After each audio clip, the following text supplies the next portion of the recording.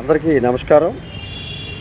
ఈరోజు కూటమి ప్రభుత్వం ప్రతిష్టాత్మకంగా జిల్లాల పునర్విభజన చేపట్టిన నేపథ్యంలో మరలా గత ప్రభుత్వాలు చేసినటువంటి పొరపాట్లు చేస్తున్న ప్రక్రియని ప్రజలందరూ గమనిస్తూ ఉన్నారు. వాటిని మళ్ళీ సవరించాలన్న డిమాండ్ని ఉధృతం చేసే పరిస్థితుల నుంచి ప్రభుత్వం తేరుకోవాల్సినటువంటి అవసరం. ఎప్పటి నుంచో జగన్మోహన్ రెడ్డి చేసిన పొరపాటుని సవరించే దిశలో సంపూర్ణంగా సవరించకుండా మళ్ళీ అరకొరగా వీరి తప్పిదాలు మళ్ళీ ప్రజలకి అసౌకర్యాన్ని గుర్తు చేసేటువంటి పరిస్థితులు ఈరోజు కొన్ని ప్రజల నుంచి వస్తూ ఉన్నాయి.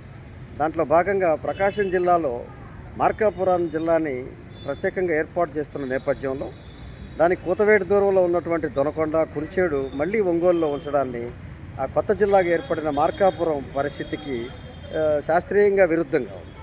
కాబట్టి ఆ ప్రజల యొక్క డిమాండ్ మేరకు మళ్ళీ ఈ యొక్క ఎమ్మెల్యేల ఒత్తిడి లేదా రాజకీయ నాయకుల ఒత్తిడి లేదా అనేక రకాలుగా కారణాలు చెప్తూ ఈ శాస్త్రీయతకి వ్యతిరేకంగా చేస్తున్నటువంటి ఈ ప్రక్రియ ఈ రాష్ట్ర వ్యాప్తంగా ఇప్పుడు సవరించడానికి జరిగే 3 జిల్లాల్లో నడుస్తూ ఉంది.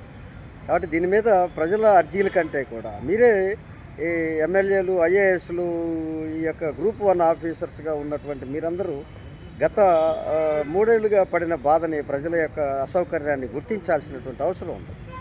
ప్రజలు నినాదం, ప్రజలు మళ్ళీ వ్యతిరేకించేసరికి మరొక ప్రభుత్వం, మరొక ఎన్నికల వాగ్దానంగా వీటిని సవరించేందుకు అవకాశం ఉండకూడదనేది మా భావన.